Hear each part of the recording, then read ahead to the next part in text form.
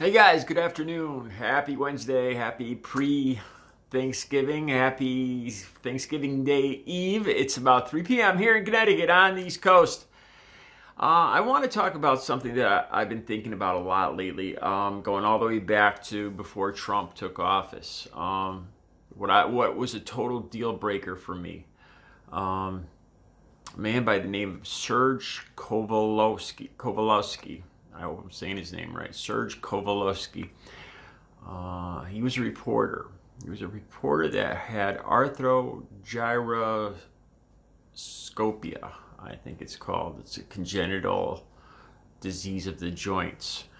You guys might remember this man as the reporter that Trump infamously mocked back in 2016, I believe it was.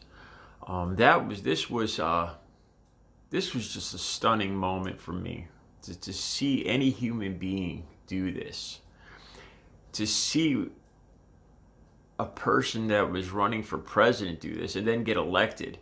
What bothered me the most about that incident was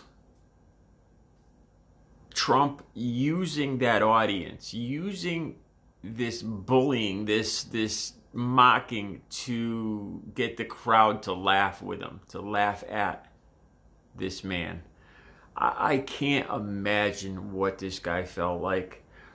To me, it was one of the most disgusting, evil displays I have ever seen. Now, you guys probably all know what I'm talking about. And I'm willing to bet that a lot of you have gone through the same thing I have. I've brought this up a lot to Trump supporters because to me, every single time I meet a Trump supporter, and I'm not just saying this, for the last 4 years, when somebody tells me that I love Trump, Trump this, Trump that, the first thing that goes through my head is that this person is okay with that mocking a disabled person. There's just no excuse, no excuse for this. So what I was getting at, though, is every single Trump supporter that I've talked to about this over the last 4 years, every single one of them used the excuse, well, that wasn't cool, but that's the person Trump, I'm talking about the businessman. This is about something else. They all made excuses as to why this wasn't a deal breaker for them, why they could turn a blind eye to this kind of thing. For me, it was a deal breaker. I can have no respect. There is no way I can have respect for a person who would do anything similar, anything even close to that. But like I said, to do that in front of an auditorium, in an effort to get the crowd laughing, mocking a disabled person, I can't even put into words. So Trump supporters say, well, that was him, that was this or that. He was, people gave him a hard time. The excuses. That's bull. That's just bull. The bottom line for me is there is just no way I can respect anyone that would do anything even close to that. I've probably told you guys before, I wasn't always into politics. I've always voted every 4 years. I paid attention to Obama. I liked him. I was so enthused. I liked the way he talked. I didn't follow politics anywhere near as close back then, but in the last, 2014, 15, 16, I know the numbers. I knew the economy was getting better. I knew the gas prices were going down. Things were improving over the whole period. And I saw this, even though I wasn't paying attention to politics. And I remember coming up to 2016, I was texting on Facebook with two guys from my high school. And they were both coming up Trump supporters. And they were texting each other that they were using derogatory terms for African American people. And one said to the other one, it's okay now, we could say that. I swear on the Bible, this was a true conversation. And I was kind of on the edge. I didn't know, I didn't know a lot about politics. And these two were trying to kind of get me to join in with being a Trump supporter back then. And for a short time, I looked at the guy because I was thinking like, maybe somebody different. I never liked him. Here's an interesting fact. Back in I believe it was 1988 or so, 87, 88, somewhere around there. I used to go down to New York City for Christmas, and it's only an hour or two away from here. And I would go to Trump Tower. It's a beautiful place, a skating rink. There's the gold elevator you could ride up with all the shops and places to eat. So it's a cool place. This was back then. I wouldn't go there now.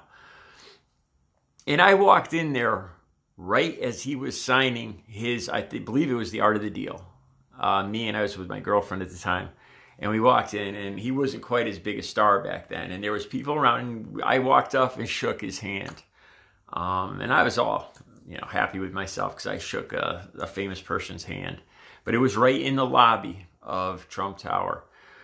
And obviously in 2016, it became obvious who this guy, coming up to 2016, what this guy was really like.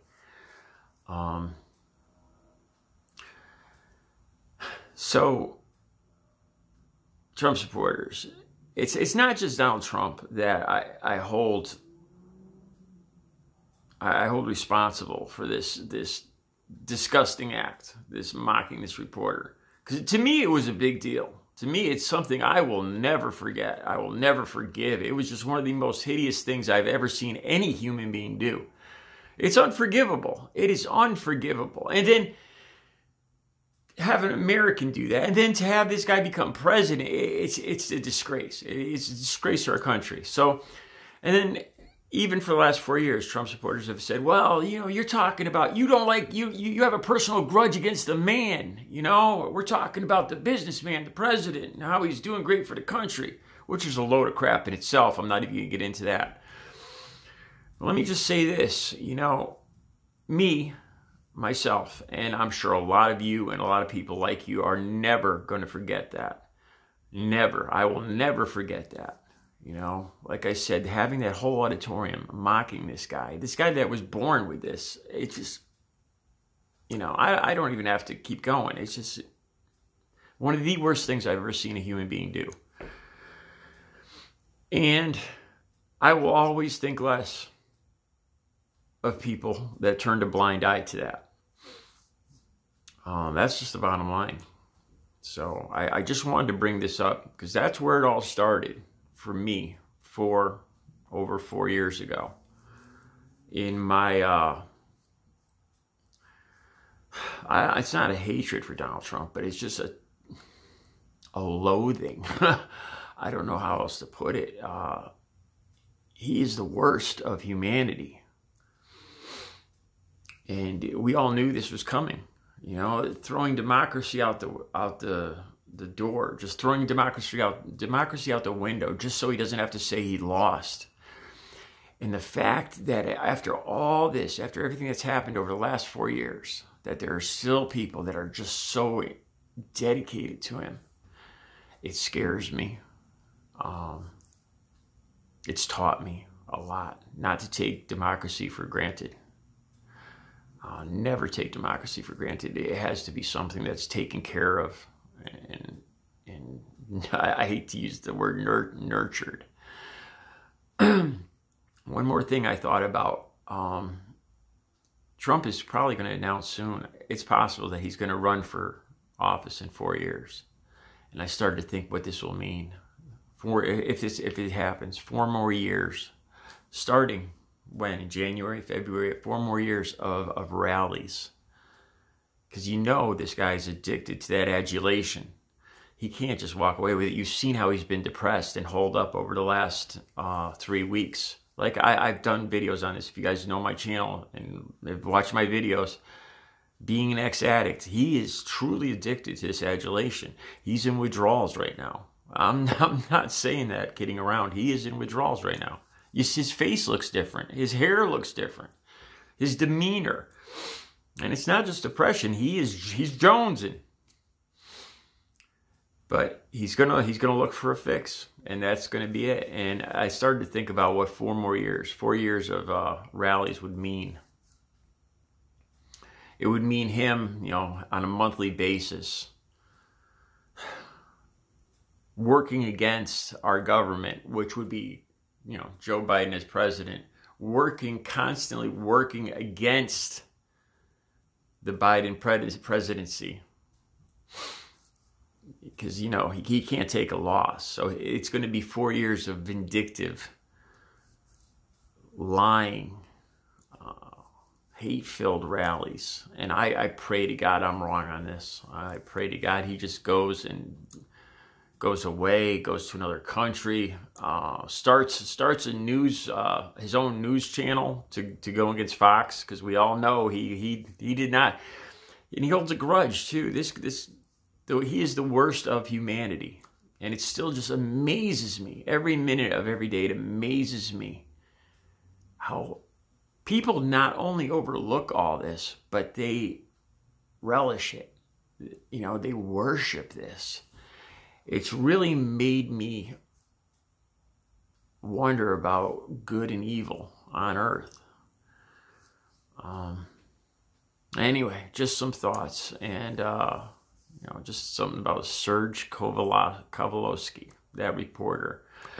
I'd like to look more into seeing how what he's up to, if he's still around now. I haven't checked it out, but I'd like to do a video on that. Because any man that had to endure something like that, having to endure a presidential candidate mocking him like that in front of the whole country, just my hat's off to that guy. That must have been hard to deal with. All right, you guys have a good Thanksgiving Eve. I'll be back later with another video. You guys have a good one.